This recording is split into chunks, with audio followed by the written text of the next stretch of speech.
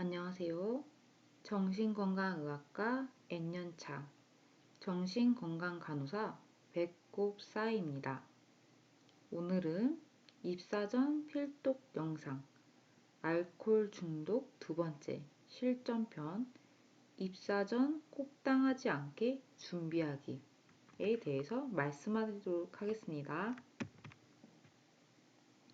오늘은 주 설명을 알코올 금단 선망에 대해서 말씀드리려고 해요. 알코올 금단 선망 같은 경우는 48시간 이내에 금주 후 진정, 심한 초조, 자율신경계의 과활동, 맥박, 혈압, 호흡 등의 증가 등이 동반되는 선망, 주로 환시가 많이들 동반된다고 합니다. 환시.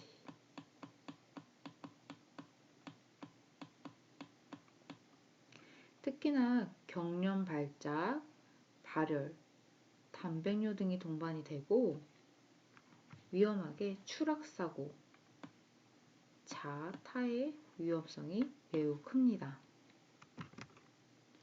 알코올 금단 선망은 DT라고들 말하는데 예를 들어서 임상에서는 DT 떴어요 라고들 많이들 합니다.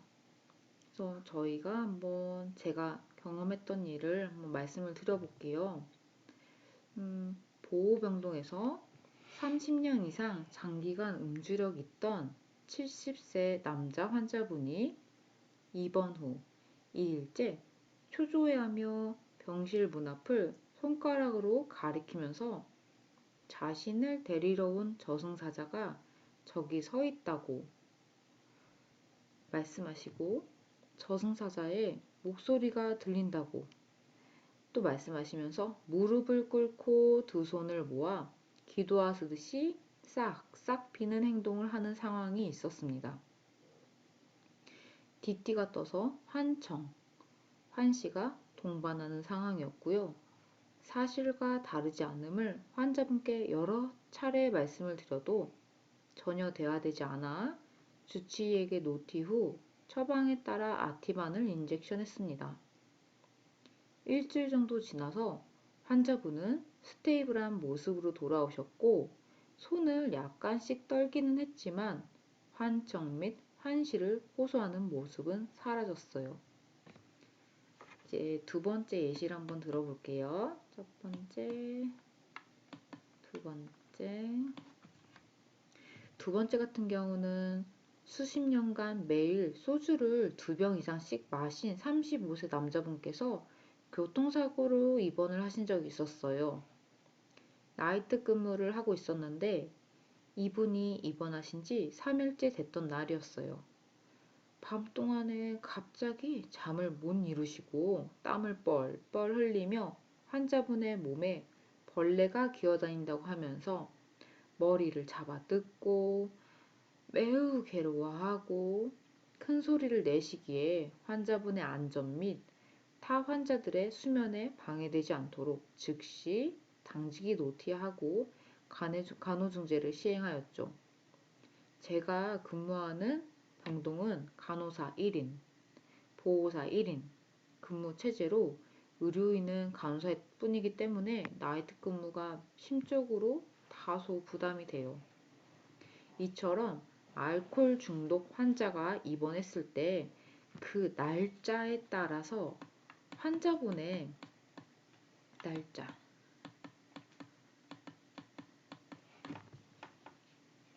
날짜에 따라서 환자분의 행동이 달라지고 특히 DT가 뜨게 되면 낙상사고, 자해 및 타해 위험이 클 수 있기 때문에 환자 안전을 위해서 나이트 근무는 초예민한 상태로 보내게 됩니다. 제가 베르니케 뇌증과 코르샤코프 증후군에 대해서 이번 편에 안내를 할까 고민을 했었는데요. 해당 알파벳 차트에서 자세히 말씀을 드려야 될 것 같습니다. 다음은 재활치료가 있어요. 재활치료 같은 경우에는 알코올 재활 프로그램이 끝나면 알코올 중독자들의 60%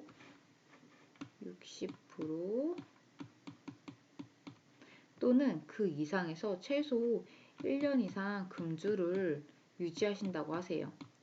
많은 수는 일생에 걸쳐서 단주를 또 잘 하시고 계실 수 있고요. 재활요법에는 일반적으로 환자들이 금주에 대한 동기요법을 가지며 유지할 수 있도록 도와주시는 것을 말해요. 재활요법.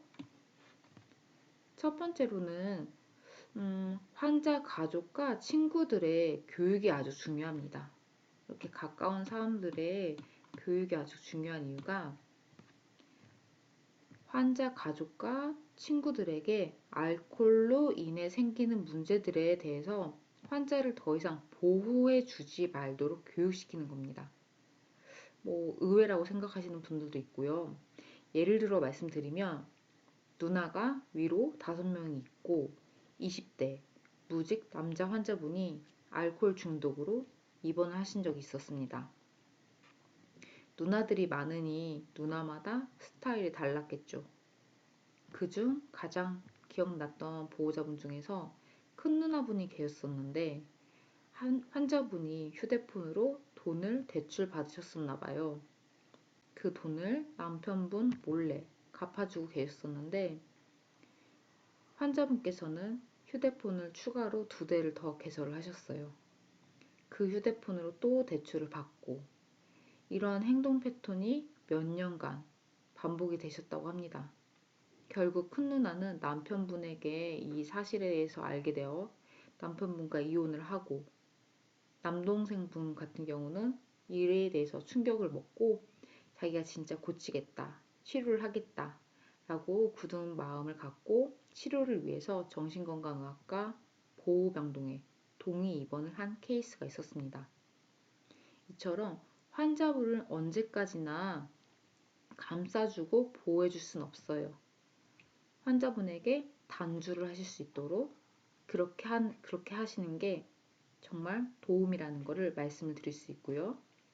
두 번째, 환자가 술이 없어도 인생에 재적응할 수 있도록 돕고 개인적인 상담, 직업 재활, 익명의 알코올 중독자 모임과 같은 AA, 알코올 아노니머스 같은 중독자 모임, 이런 자조 그룹을 통해서 자신의 생활 방식을 재확립할 수 있도록 도울 수 있습니다. 세 번째는 재발 방지가 있습니다. 다시 음주할 가능성이 높은 상황을 인지하고 그러한 위험을 다루는 방법을 확립하는 것, 그리고 다시 음주하였을 경우 단주할 계기를 증가시키는 전략을 발달시키는 것이 있는데 이게 다 모임에서 많이들 진행하고 있습니다. 오늘은 이렇게 3가지 정신과 의학 용어에 대해서 예시를 들어 말씀드렸습니다. 정신건강간호사 배꼽사이 구독, 좋아요 꾹 눌러주세요.